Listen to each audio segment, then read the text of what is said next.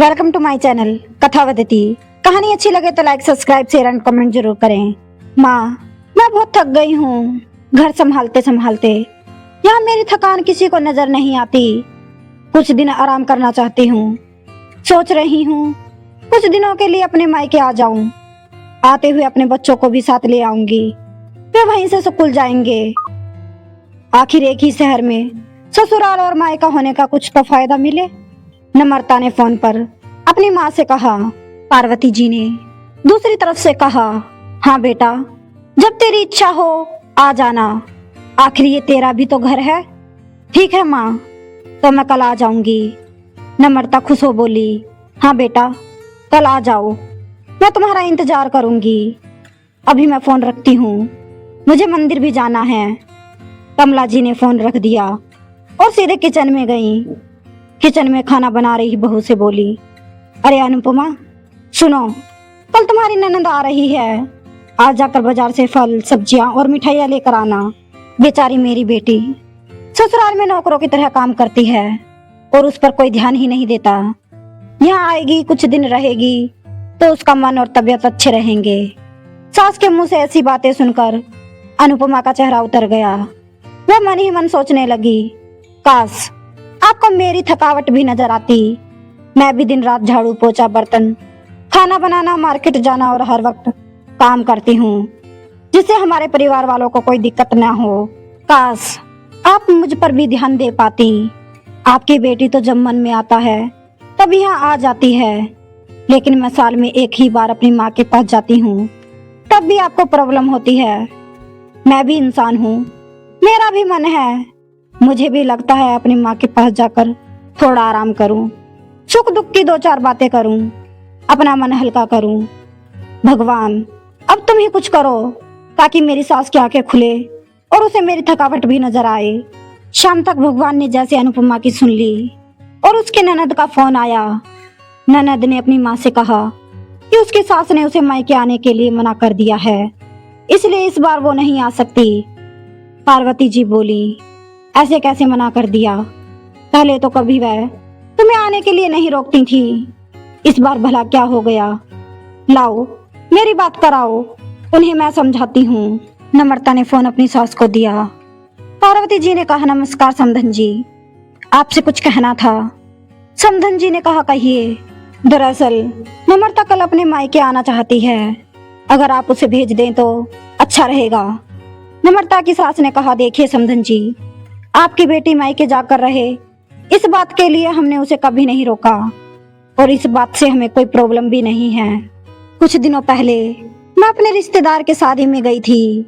वहां आपकी बहू अनुपमा की माताजी से मिलने का मौका मिला। उनसे गपशप करने के दौरान उनकी बातों से पता चला कि अनुपमा को साल में एक बार अपने मायके जाने को मिलता है और वह भी बहुत कम समय के लिए। मुझे लगता है आपको पहले अनुपमा को उसके मायके भेज देना चाहिए और वह जब मायके होकर आ जाएगी तो मैं नम्रता को आपके पास भेज दूंगी। एक बहुत जरूरी बात जो मुझे लगता है आपको समझ लेनी चाहिए कि आपको अपनी बहू को भी बेटी की तरह या बेटी से भी ज्यादा प्यार देना चाहिए। उसे भी मायके जाने की इच्छा होती होगी। हो सकता है नम्रता के वहां आने से उसकी आप भगत करने के लिए आप उसे उसके मायके नहीं भेजती होंगी, या फिर वह आपसे कुछ कहने से अभी डरती हो। अगर आप उसको घर में ही कैद रखेंगी तो एक दिन ऐसा आएगा जब वह आपके खिलाफ बोलने लगेगी, फिर वह आपकी सुनेगी भी नहीं और जब चाहे तब अपने मायके जाएगी। ऐसी परिस्थिति आए, इससे अच्छा है कि आप ही कुछ बदलाव अमल में ले आए, जिससे आपका रिश्ता और रिश्ते की मिठास खराब ना हो।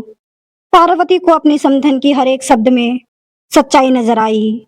उन्हें महसूस हुआ कि उन्हें अपनी बेटी के प्यार में अंधा होकर कभी भी अपनी बहू के मन का विचार नहीं किया।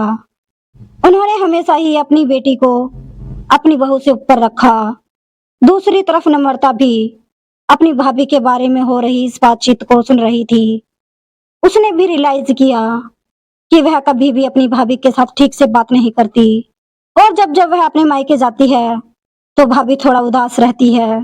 पार्वती जी ने अपनी बहू को बुलाया और उससे कहा कि अनुपमा कुछ दिन के लिए नम्रता नहीं आने वाली है, इसलिए पहले तुम अपने मायके होकर आओ। यह सुनते ही अनुपमा का चेहरा खिल गया, क्योंकि यह पहली बार था जब उसकी सास ने सामने से उसे अपने मायके जाने के लिए कहा था। अगले दिन अनुपमा अपने मायके गई और इस बार 1-2 दिन नहीं, पूरे हफ्ते भर रह कर आई। अपने माँ बाप से, अपने रिश्तेदारों से मिलकर आई और जब वह लौटकर आई तो उसका चेहरा खिला हुआ था, उसकी आंखें चमक रही थी। अनुपमा के आने के बाद नम्रता भी अपने मायके आई और इस बार वो खुद सामने से अपनी भाभी से खुशी खुशी मिली और अच्छे से बात की। नम्रता ने अपनी माँ से बात करके उन्हें भी अच्छे से समझने में मदद की कि वह कहीं ना कहीं अनुपमा के साथ गलत व्यवहार कर रहे थे। दूसरी तरफ अनुपमा अपने ससुराल वालों के बदलते रवैये से बहुत खुश थी। अब वह खुशी खुशी सबका ध्यान रखती और हर काम प्यार से करती। वह ध्यान रखती कि कोई भी ऐसी बात या काम ना करे जिसे घर में तनाव का माहौल पैदा हो। पार्वती जी अपनी बहू को खुद ही समय समय पर मायके भेज दिया करती।